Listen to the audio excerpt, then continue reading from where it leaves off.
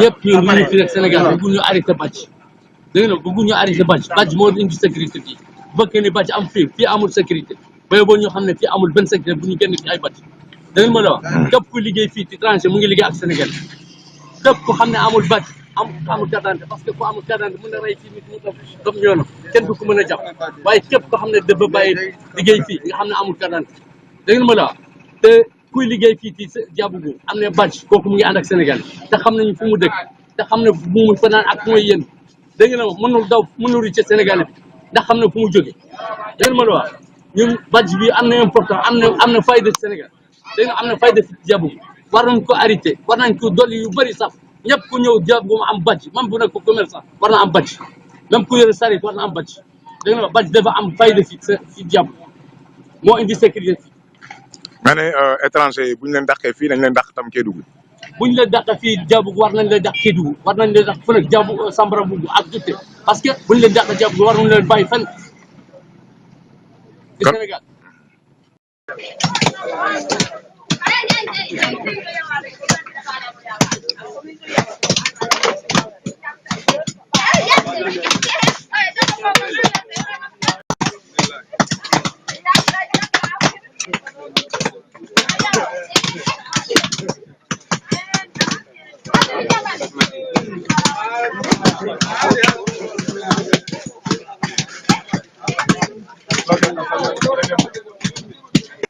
mbirum bat bi daal ñun suñu xalaat mooy vraiment bat bi arrangé nañu fii affaire liggéey bi ngi nekkal Diabougou fii affaire bat bi vraiment arrangé nañu waaye lu mu amoon fii ay problème nga xam ne nii problème yu bëri ñu ngi foofu di ñu sonal ku nekk di dugg n'importe quel duñu xam ne kii lu mu ko indi lu ko dal ci dëkk bi ak coono yu bëri yëpp dafi affaire bat yi dugg ci affaire bi nag vraiment bat bi arrangé nañu kon léegi ku war a dugg daal boo yorul pièce nga awut bat bi nga xam ne ñoo xam ne sa liggéey lu nga war a liggéey doo fi dugg kon la liggéey bi nu mu melee tey ci ñun fii ak Diabougou fu mu toll nii tey affaire bat bi bu ci dañee coono lay indi kon vraiment na gouvernement bi dimbale ñu affaire bat bi taxaw ci programme bi nga xam ne vraiment dinañuy dimbale mooy suñu dimbale daal li nga xam ne dañ ciy njëriñ suñu bopp waaw ñun Sénégalais ñi fi nekk tey ak suñu gan yi ñëpp nangu affaire bat bi kon tey fu ñu nekk dañuy nelaw dañuy andi suñu liggéey ñun ak suñu liggéeykat yi déggoon nañu waaye affaire bat bi bu amul daal coono la kon nag vraiment mun na wax ne daal même sécurité yi fi nekk ak bat bu amul ñoom du ñu xam ne lu ñuy liggéey ci gars yi kon vraiment bat bi daal nangu nañ ko vraiment fonk nañ ko tamit. waaw dëgg nañ ni bat bi tax na sax ba suñu mbokku Mali yu bëri fi nekk dem di wuti carte d'identité loolu am na. non man sama liggéeykat yi sax man sama liggéey boo xoolee sama liggéeykat yi fi nekk mun naa wax ay junni ñu doon sama ligne bi di liggéey waaye mun naa wax ne daaw ak géej téeméer nit yi ñu ngi wax ne foofu amul base waaye dafiy affaire base yi ñëw kooku ne ñëpp a wuti dem seen carte d'identité ñëw wuti Mali wuti carte d'identité ay Guinée yi même Guinée seen ambassade ñëw na ba fii yónni gaayam ñu ñëw defar seen carte d'identité defar ay base vraiment affaire base bi kay vraiment mu ngi réglé dëkk bi. parce que ku amul badge doo mun dugg fii si dëkk bi. kon vraiment liggéey bi daal mu ngi dem normal quoi. badge boobu nuñ koy defaree da ngay photocopier sa carte d'identité wala. waaw badge yi bu ñu koy defaree da ngay photocopie carte d'identité bi demal légaliser gendarmerie après wuti ay ñetti photo carte d'identité dem déposer. dañuy jël sa empreinte digitale tam sa empreinte bokk na ci. tout ça. pour defar badge yi. donc lii gën a yokk sécurité bi dafa bokk pour que ñu def li mel ni badge yi ndax badge yi dafa dem ba nga xamante ne ni ku amul carte d'identité nationale pays bi nga jógee doo am badge kon loolu gannaaw bi ñu ko waxee fii ba dëggal ko rek ñëpp bari dem uuti ko ñëw ñi nga xamante dañoo bëgg a liggéey tax na ba saay-saay yi nekkoon fii sax fii ci Diabougou sax ñu bari daw nañu jéggi dex bi dem ñibbi ndax xam nañ ñu mënatuñu nëbbu kon donc badge yi nekk na loo xam ne da yokk na sécurité bi yokk na suñuy kaaraange identifié ko ñu xam ci lan lay yëngu loolu nag pour mu mun a am badge yi moo mun a nekk ba tax ñu mën a identifier ñëpp ñu xam ci li ñu yëngu. D'après mon point de vue, ça a beaucoup changé. À mesure où actuellement ici à Diabougou, il y a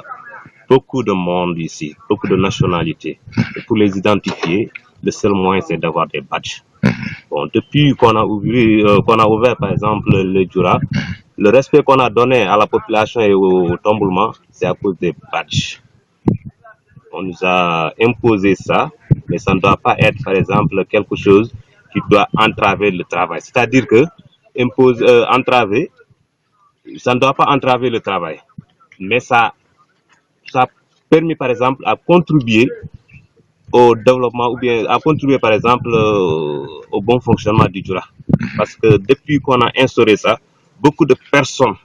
c'est-à-dire les Maliens qui sont là, sont venus envers la population et ont trouvé que ça là, c'est une très bonne initiative. Et ça leur a permis d'être par exemple des ouvriers qui sont d'être des ouvriers qu'on a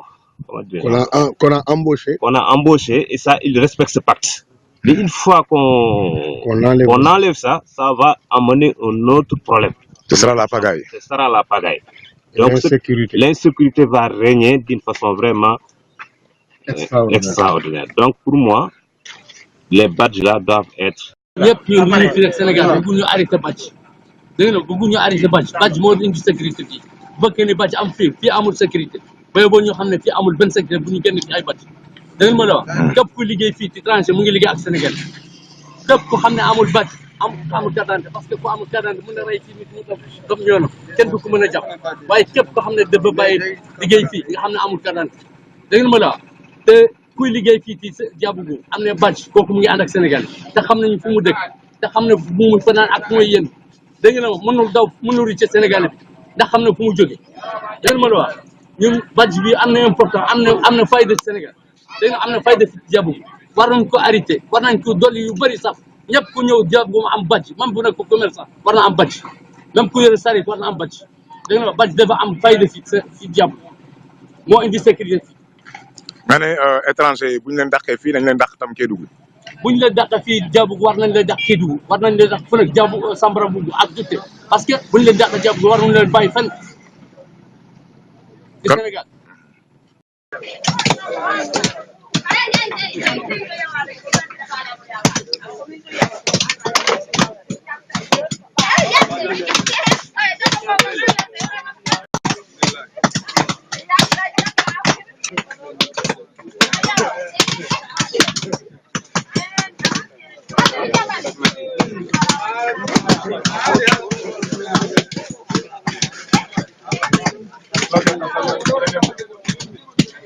mbir mu badge bi daal ñun suñu xalaat mooy vraiment badge bi arrangé nañu fii affaire liggéey bi ngi nekkal Diabougou fii affaire badge bi vraiment arrangé nañu waaye lu mu amoon fii ay problème yi nga xam ne nii problème yi bëri ñu ngi foofu di ñu sonal ku nekk di dugg n'importe quel duñu xam ne kii lu mu ko indi lu ko dal ci dëkk bi ak coono yu bëri yëpp dafi affaire badge yi dugg ci affaire bi nag vraiment badge bi arrangé nañu kon léegi ku war a dugg daal boo yorul pièce nga awut badge bi nga xam ne ñoo xam ne sa liggéey lu nga war a liggéey doo fi dugg kon la liggéey bi nu mu melee tey ci ñun fii ak Diabougou fu mu toll nii tey affaire badge bi bu ci dañee coono lay indi kon vraiment nag gouvernement bi dimbale ñu affaire badge bi taxaw ci programme bi nga xam ne vraiment dinañuy dimbale mooy suñu dimbale daal li nga xam ne dañ ciy njëriñ suñu bopp waaw ñun sénégalais ñi fi nekk tey ak suñu gan yi ñëpp nangu affaire badge bi kon tey fu ñu nekk dañuy nelaw dañuy andi suñu liggéey ñu nag suñu liggéeykat yi déggoon nañu waaye affaire badge bi bu amul daal coono la kon nag vraiment mun na wax ne daal même sécurité yi fi nekk ak badge bu amul ñoom du ñu xam ne lu ñuy liggéey ci gars yi kon vraiment badge bi daal nangu nañ ko vraiment fonk nañ ko tamit. waaw dëgg nañ ni badge bi tax na sax ba suñu mbokku Mali yu bëri fi nekk dem di wuti carte d'identité loolu am na. non man sama liggéeykat yi sax man sama liggéey boo xoolee sama liggéeykat yi fi nekk mun naa wax ay junni ñu doon sama ligne bi di liggéey waaye mun naa wax ne daaw ak géej téeméer nit yi ñu ngi woon foofu amul badge waaye dafii affaire badge yi ñëw kooku ne ñëpp a wuti dem seen carte d'identité ñëw wuti Mali wuti carte d'identité ay Guinée yi même Guinée seen ambassade ñëw na ba fii yónni gars yi ñu ñëw defar seen carte d'identité defar ay badge vraiment affaire badge bi kay vraiment mu ngi réglé dëkk bi. parce que ku amul badge doo mun dugg fii si dëkk bi. kon vraiment liggéey bi daal mu ngi dem normal quoi. kon badge boobu nuñ koy defaree da ngay photocopier sa carte d'identité wala. waaw badge yi bu ñu koy defaree da ngay photocopie carte d'identité bi demal légaliser gendarmerie après wuti ay ñetti photo carte d'identité dem déposer. dañuy jël sa empreinte digitale tam sa empreinte bokk na ci. tout ça. pour defar badge yi. donc lii gën a yokk sécurité bi dafa bokk pour que ñu def li mel ni badge yi ndax badge yi dafa dem ba nga xamante ne ni ku amul carte d'identité national pays bi nga jógee doo am badge kon loolu ginnaaw bi ñu ko waxee fii ba dëggal ko rek ñëpp bari dem uuti ko ñëw ñi nga xamante dañoo bëgg a liggéey tax na ba saay-saay yi nekkoon fii sax fii ci Diabougou sax ñu bari daw nañu jéggi dex bi dem ñibbi ndax xam nañ ñu mënatuñu nëbbu kon donc badge yi nekk na loo xam ne da yokk na sécurité bi yokk na suñuy kaaraange identifier ko ñu xam ci lan lay yëngu loolu nag pour mu mun a am badge yi moo mun a nekk ba tax ñu mën a identifier ñëpp ñu xam ci li ñu yëngu. D'après mon point de vue, ça a beaucoup changé. À mesure où, actuellement, ici à Diabougou, il y a beaucoup de monde ici, beaucoup de nationalités. Et pour les identifier, le seul moyen, c'est d'avoir des badges. Bon, depuis qu'on a ouvert, par exemple, le Djoura, le respect qu'on a donné à la population et au Tomboulement, c'est à cause des badges. On nous a imposé ça, mais ça ne doit pas être, par exemple, quelque chose qui doit entraver le travail. C'est-à-dire que entraver, ça ne doit pas entraver le travail, mais ça a permis, par exemple, à contribuer au développement ou bien à contribuer, par exemple, au bon fonctionnement du Djoura. Parce que depuis qu'on a instauré ça, beaucoup de personnes,